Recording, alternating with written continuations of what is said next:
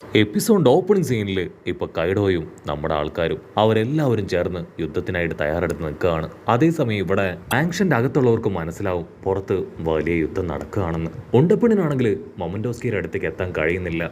മെയിനായിട്ടുള്ള 3 പേരിൽ ജാക്ക് പുറത്തേക്ക് പോയെങ്കിലും കിങ്ങും ക്വീനും അവർ രണ്ടുപേരും ഇപ്പോഴും മൊമന്റോസ്കിയുടെ തൊട്ടടുത്ത് തന്നെയാണ് ഉള്ളത്. അവരെങ്ങനെയെങ്കിലും പുറത്തേക്ക് പോയാൽ മാത്രമേ അവൾക്ക് അവനെ രക്ഷപ്പെടുത്താനായിട്ട് കഴിയൂ. ഇവിടെ ഇവരും ഇപ്പൊ പതിയെ ഫൈറ്റ് ചെയ്യാനായിട്ട് തയ്യാറെടുക്കുകയാണ്. അതേസമയം ക്വീൻ ആണെങ്കിൽ വരികയാണ്. എയിലും ബിയിലും ഡിവിഷൻസിൽ ഇപ്പോൾ നമ്മുടെ ആൾക്കാരുടെ സോൾജേഴ്സ് അവർ നിറഞ്ഞിരിക്കുകയാണ്. അവരുടെ സോൾജേഴ്സിന് അവരെ ഫൈറ്റ് ചെയ്ത് തോൽപ്പിക്കാൻ കഴിയുന്നില്ല എന്നായിരിക്കും ഓപ്പോസിറ്റ് സൈഡിൽ നിന്ന് പറയുക. ക്വീൻ ആണെങ്കിൽ അത്ത് കേട്ട് ഡബിൾ ഷോക്ക് ആണെങ്കിൽ അവരെ എങ്ങനെ ഹെൽപ്പ് ചെയ്യാൻ ചിന്തിച്ച് കൺഫ്യൂസ്ഡ് ആവും. അതേസമയം ഇവിടെ കിങ് അവിടെ ഫൈറ്റ് നടക്കുന്ന രംഗങ്ങൾ അത് നോക്കി നിൽക്കുകയാണ്.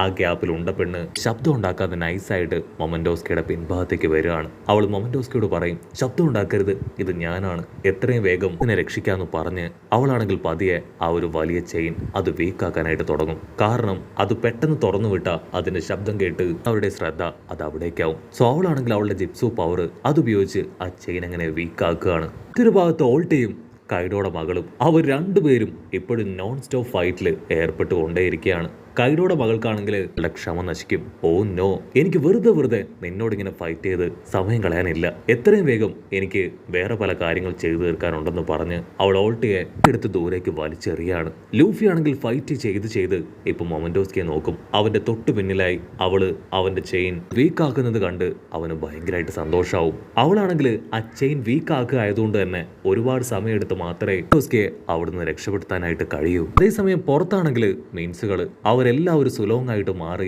കൈഡോയുടെ അസിസ്റ്റൻസിനെ തല്ലി കൊല്ലുകയാണ്. അവരുടെ പവറും മോൺസ്റ്റർ ട്രാൻസ്ഫോർമേഷനും അതെല്ലാം കണ്ട് കൈഡോയ്ക്ക് പോലും ഒരല്പം പേടി തോന്നും. കട്ട് ചെയ്ത ഇവിടെയാണെങ്കിൽ ഉണ്ടപ്പെണ്ണ് അവൾ ഓൾമോസ്റ്റ് ഒരു ചെയിൻ അതങ്ങനെ ദുർബലമാക്കി മാറ്റിയിരിക്കുകയാണ്. അത് പൊട്ടുമ്പോൾ ചെറിയൊരു ശബ്ദം അതവിടെ കേൾക്കും. കിങ് ആണെങ്കിൽ ആ ശബ്ദം കേൾക്കേണ്ട താമസം അങ്ങനെ തിരിഞ്ഞു നോക്കുകയാണ്. അപ്പം അവൻ കാണും നമ്മുടെ ഉണ്ടപ്പെണ്ണിനെ. ഓ, നീ ഞങ്ങളെ തന്നെ മണ്ടന്മാരാക്കി അവനെ രക്ഷിക്കാൻ ശ്രമിക്കുകയാണല്ലേ, ഒരു കാരണവശാലും നിന്നെ വെറുതെ വിടില്ല എന്ന് പറഞ്ഞ് കിങ് അവൻ ഉണ്ടപ്പെണ്ണിനെ തൂക്കിയെടുത്ത് അങ്ങനെ കയ്യിൽ ചുരുട്ടി പിടിച്ച് ദൂരേക്ക് വലിച്ചെറിയും. അവളാണെങ്കിൽ അടുത്തുണ്ടായിരുന്ന ഒരു ബിൽഡിങ്ങിൽ പോയി ഇടിച്ച് അവളുടെ ബോധം മറയാണ്. പക്ഷേ അല്പസമയം കഴിഞ്ഞ് അവൾ കണ്ണു തുറക്കും. അവളുടെ ബോഡിയിലാണെങ്കിൽ ഒരുപാട് പരിക്കുകൾ പറ്റിയിട്ടുണ്ട്. എങ്കിലും അവൾ ചാടി എഴുന്നേറ്റ് ഒരു കാരണവശാലും ഞാൻ വിട്ടുകൊടുക്കില്ല, മൊമന്റോസ്കിയെ ഞാൻ തന്നെ രക്ഷിക്കുന്നു പറഞ്ഞ് വീണ്ടും ഫ്ലൈ ചെയ്യാണ്. അതേസമയം മൊമന്റോസ്കിയുടെ ബോഡി ലോക്ക് ചെയ്തിട്ടിരുന്ന ആ ഒരു ചെയിനുകൾ അതങ്ങനെ തനിയെ തകർന്ന് മൊമന്റോസ്കി അവൻ ഫ്രണ്ടിലേക്ക് ഫ്ലൈ ചെയ്ത് വരും. കിങ്ങിന് മനസ്സിലാവും കാര്യങ്ങൾ കൈവിട്ട് പോവാണെന്ന്. കൈഡോയ്ക്ക് വേണ്ടി വെയിറ്റ് ചെയ്തിരുന്നിട്ട് കാര്യമില്ല, ഇവനെ കൊല്ലണമെന്ന് പറഞ്ഞ് കിങ് ആണെങ്കിൽ കാലിൽ ഫയർ കൊണ്ടുവന്ന് ആഞ്ഞു തൊഴിക്കും. പക്ഷെ അടുത്ത നിമിഷം ഹെൽത്ത് മോഡിലേക്ക് മാറിയ സാഞ്ചി മൊമന്റോസ്കിയെ അങ്ങനെ കവർ ചെയ്ത് പിടിക്കുകയാണ്. ലൂഫിക്കാണെങ്കിൽ അത് കണ്ട് ഭയങ്കര സന്തോഷം. ആണെങ്കിൽ ഇപ്പൊ സാഞ്ചിയുടെ കഴുത്ത് പിടിച്ച് വലിക്കും. അതിനുശേഷം അവനോട് ദേഷ്യപ്പെട്ട് പറയും, നിനക്കത്ര ധൈര്യം ഉണ്ടെങ്കിൽ അവനെ രക്ഷപ്പെടുത്താനായിട്ട് ശ്രമിക്കും, നിങ്ങളെ രണ്ടുപേരെയും ഞാൻ ഇല്ലാതാക്കുമെന്ന് പറയും. സാഞ്ചി ആണെങ്കിൽ ചുറ്റും നോക്കും അവന് മൊമന്റോസ്കിയെ സേഫായിട്ട് നിർത്താൻ പറ്റിയ ഏതെങ്കിലും സ്ഥലമുണ്ടോന്ന്. അപ്പം അവൻ കാണും ഉണ്ടപ്പെണ്ണ് അവിടേക്ക് ഫ്ലൈ ചെയ്ത് വരുന്നത്. അവനാണെങ്കിൽ അവനെ ഉണ്ടപ്പെണ്ണിന്റെ കയ്യിൽ കൊടുത്ത് കിങ്ങിന്റെ മുഖത്ത് തന്നെ അങ്ങനെ ഞെട്ടിക്കുകയാണ്. ആക്ച്വലി സാഞ്ചിക്ക് മൊമന്റോസ്കിയെ രക്ഷിക്കാൻ തോന്നിയ ആ ഒരു മൊമെന്റ് അത് മറ്റൊന്നുമല്ല, കള്ളം പറഞ്ഞ് രക്ഷപ്പെടാനായിട്ട് അവനൊരു ഓഫർ കിട്ടിയിട്ട് പോലും മൊമന്റോസ്കി അവൻ ധീരതയോടുകൂടെ ഓടന്റെ മകനാണെന്ന് കൈഡോയുടെ മുഖത്ത് നോക്കി പറഞ്ഞു. കട്ട് ചെയ്ത കിങ് ആണെങ്കിൽ ഇപ്പൊ സാഞ്ചിയെ തട്ടിവിട്ട് മൊമന്റോസ്കിയുടെ പിന്നാലെ പോവും.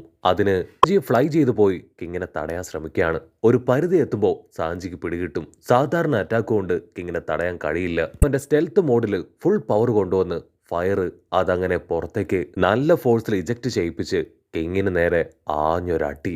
ആ ഒരു അടിയിൽ കിങ്ങിന്റെ കാറ്റ് പോയിട്ടുണ്ടാവുമെന്ന് കരുതി എല്ലാവരും ആകാംക്ഷയോടുകൂടെ കിങ്ങിനെ നോക്കും. കിങ് ആണെങ്കിൽ ഒറ്റ കൈകൊണ്ട് ആ ഒരു പഞ്ചിനെയും അറ്റാക്കിനെയും തടുത്തു നിർത്തിയിരിക്കുകയാണ്. ഇപ്പൊ സാഞ്ചിയെ തട്ടി താഴെയിടും. അതിനുശേഷം ആളുടെ ഫുൾ പവർ ഉപയോഗിച്ച് സാഞ്ചി ആഞ്ഞടിക്കുകയാണ്. അത് ശരിക്കും ഒരു ഡെഡ്ലി പഞ്ചാണ്. ആ ഒരു പഞ്ചില് സാഞ്ചി അങ്ങനെ അടിച്ച് താഴേക്ക് വീഴും. ലൂഫിയും നമ്മുടെ ആൾക്കാരെല്ലാവരും ആ കാഴ്ച കണ്ട് ഞെട്ടുകയാണ്. എന്തെങ്കിലും സാഞ്ചിക്ക് സംഭവിച്ചിട്ടുണ്ടാവോ, അവൻ ഓക്കെ ആയിരിക്കോ, അറ്റാക്ക് ചെയ്തത് നിസ്സാരക്കാരനല്ല, ത്രീ ടെറർ പവറിലെ ആ ഒരു കിങ് ആണ്. ലൂഫി ആണെങ്കിൽ ഇപ്പൊ സാഞ്ചിയുടെ അനക്കമൊന്നും കാണാത്തതുകൊണ്ട് തന്നെ കൈഡോയുടെ മകളോട് പറയും, എത്രയും വേഗം നീ മൊമന്റോസ്കിയുടെ അടുത്തേക്ക് പോകണം, ഞാൻ സാഞ്ചിയെ ഹെൽപ്പ് ചെയ്യാനായിട്ട് അവന്റെ അടുത്തേക്ക് പോവാണ്. അത് കേട്ട് അവളാണെങ്കിൽ ലൂഫിയോട് പറയും, അത് ഞാൻ തന്നെയാണ് മൊമന്റോസ്കിയുടെ അടുത്തേക്ക് പോവേണ്ടത്, കാരണം ഞാനാണ് ഓടൻ, മകനെ പ്രൊട്ടക്ട് ചെയ്യേണ്ട ഉത്തരവാദിത്തം അതെന്റെയാണെന്ന് പറഞ്ഞ് അവളാണെങ്കിൽ ഇപ്പോൾ ഒരു ഓടനായി മാറിയിരിക്കുകയാണ്. ലൂഫിക്കാണെങ്കിൽ അതൊക്കെ കേട്ട് ചത്താ മതിയെന്നാവും. പക്ഷേ മറുപടി പറയാൻ സമയമില്ലാത്തതുകൊണ്ട് തന്നെ അവൻ മുൻപോട്ടേക്ക് ഓടും. അടുത്ത സെക്കൻഡ് ബിഗ് മോം ആണെങ്കിൽ ലൂഫിയുടെ മുൻപിലേക്ക് വരികയാണ്. അൺബിലീവബിൾ, നിനക്ക് കുറച്ചെങ്കിലും മര്യാദ എനിക്ക് തന്നൂടെ? ഞാനിവിടെ നിൽക്കുന്നത് ദൈവമായിട്ട് ഫൈറ്റ് ചെയ്യാനാണ്. 4 എംപറേഴ്സിൽ അത്രയും സ്ട്രോങ് ആയിട്ടുള്ള ഒരാളാണ് ഞാൻ. സോ ആദ്യം നീ എന്നെ ഫൈറ്റ് ചെയ്ത് തോൽപ്പിക്കും, അതിനുശേഷം നിന്റെ ഫ്രണ്ടിനെ രക്ഷിക്കാനായിട്ട് നീ ഇവിടുന്ന് പോ. ലൂഫിക്കാണെങ്കിൽ എന്താ ചെയ്യേണ്ടതെന്ന് അറിയില്ല. കാരണം സാഞ്ചി അവിടെ ഒരുപാട് ബുദ്ധിമുട്ടിക്കൊണ്ടിരിക്കുകയാണ്. അവൻ നൈസായിട്ട് അവിടുന്ന് എസ്കേപ്പ് ചെയ്യാൻ ശ്രമിക്കും. അതിന് ബിഗ് മോം അവനോട് പറയും, തകർക്കാൻ ശ്രമിച്ച സാമുറായിസിനെ എല്ലാം തന്നെ ഞാൻ ഇല്ലാതാക്കും, അതിനുശേഷം ഈ ടീ പാർട്ടി അത് ഞാൻ ആദ്യം മുതൽ ആരംഭിക്കും. ബിഗ് മോം ആണെങ്കിൽ കണ്ണുരുട്ടി ലൂഫിയെ തന്നെ നോക്കും.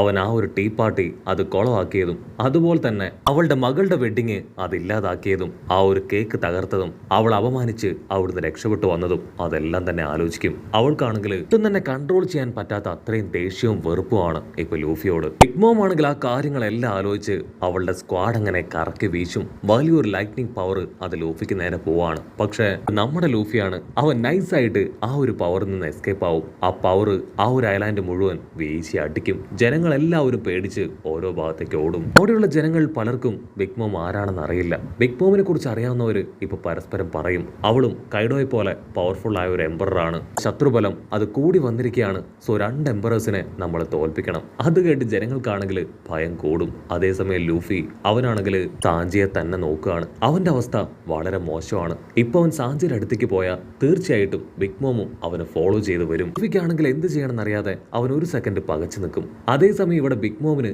അതിലും വലിയ അത്ഭുതം, കാരണം അവളുടെ വലിയൊരു പവറിൽ നിന്ന് ലൂഫി രക്ഷപ്പെട്ടു പോയിരിക്കുകയാണ്. ഇതൊരിക്കലും സംഭവിക്കാൻ പാടില്ല. പക്ഷെ എന്റെ അടുത്ത അറ്റാക്കിൽ നിന്ന് അവൻ രക്ഷപ്പെടില്ല എന്ന് പറഞ്ഞ് അവളാണെങ്കിൽ അവളുടെ വൈറ്റ് ക്ലൗഡിനെ അടുത്തേക്ക് വിളിക്കും. പക്ഷെ അവൾ എത്ര വിളിച്ചിട്ടും അത് അവളുടെ അടുത്തേക്ക് വരില്ല. അവളാണെങ്കിൽ തിരിഞ്ഞു നോക്കും.